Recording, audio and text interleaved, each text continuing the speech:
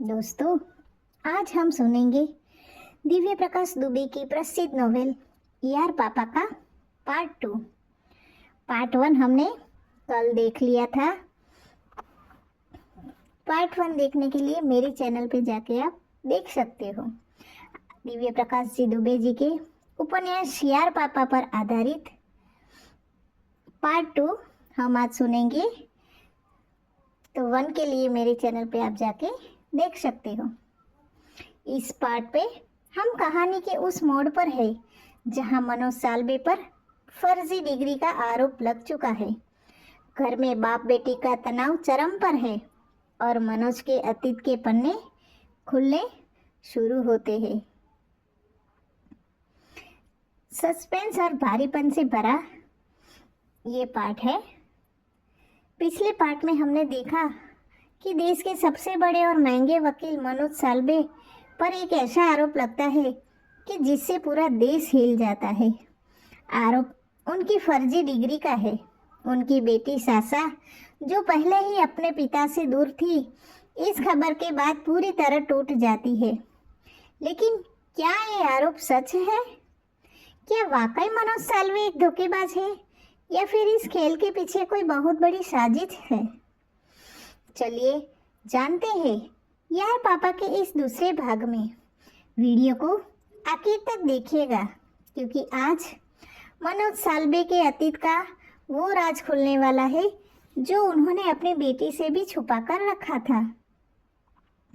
Manoj living room में सोफे पर बैठा है और सासा गुस्से में आकर कमरे से बाहर आती है। मीडिया में खबर आने के बाद साल्वे हाउस का माहौल किसी कब्रिस्तान जैसा है। टीवी पर लगातार मनोज साल्वे की तस्वीरें फ्लैश हो रही थी।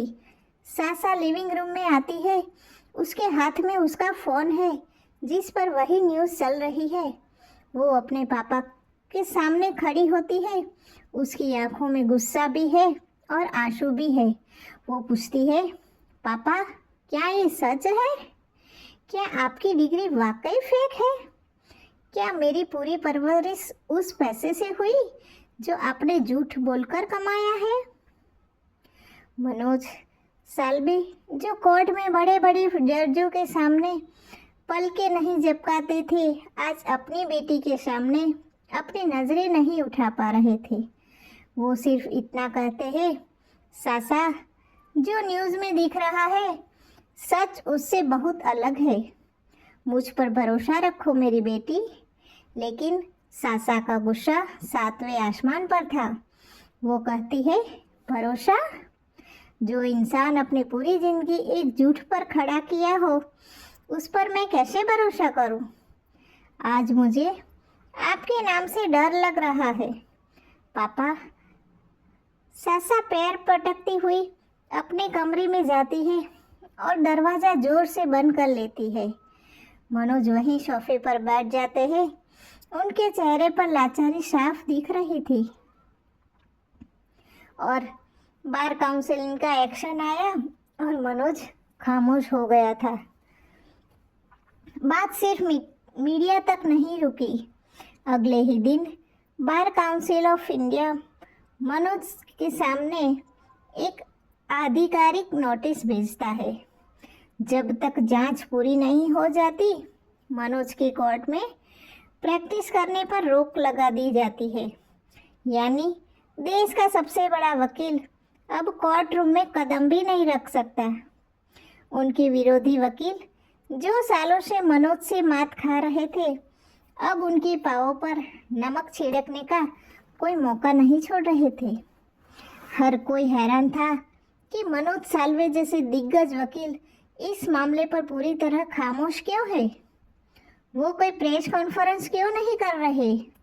वो मानहानि का केस क्यों नहीं कर रहे? मनोज के जूनियर और उनके करीबी दोस्त उनसे कहते हैं, सर आप चुप क्यों है? हमारे पास सारे सबूत है। हम साबित कर सकते हैं कि ये सब झूठ है। लेकिन मनोज सिर्फ एक ठंडी आह भरते हैं और कहते हैं, कभी कभी सच को साबित करने की जिद अपनों को तबाह कर देती है। मुझे सही वक्त का इंतजार करना होगा। रात को 2 बजे है। पूरा शहर सो रहा है, लेकिन मनोज साल्वे की आंखों में नींद कहाँ।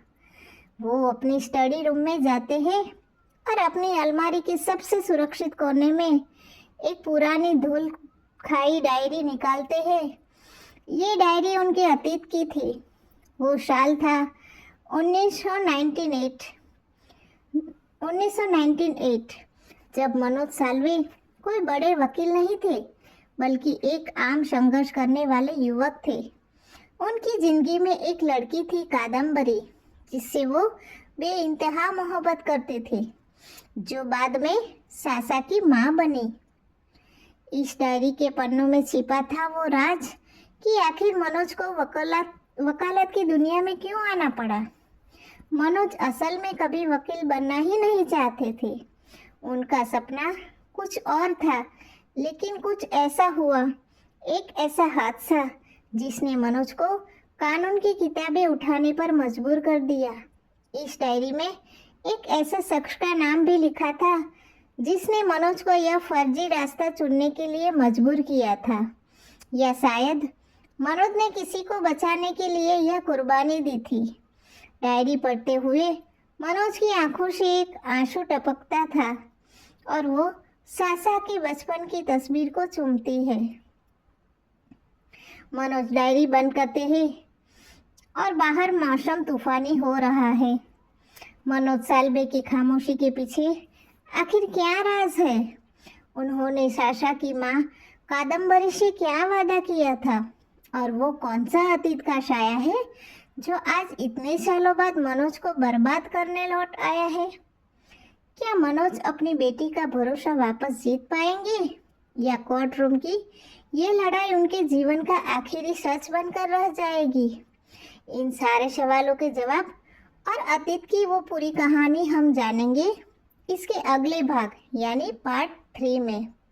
अगर मनोज साल्वे का यह संघर्ष और बाप बेटी की ये दूरी आपके दिल को छू रही है तो कमेंट में पार्ट 3 लिखना मत भूलिएगा।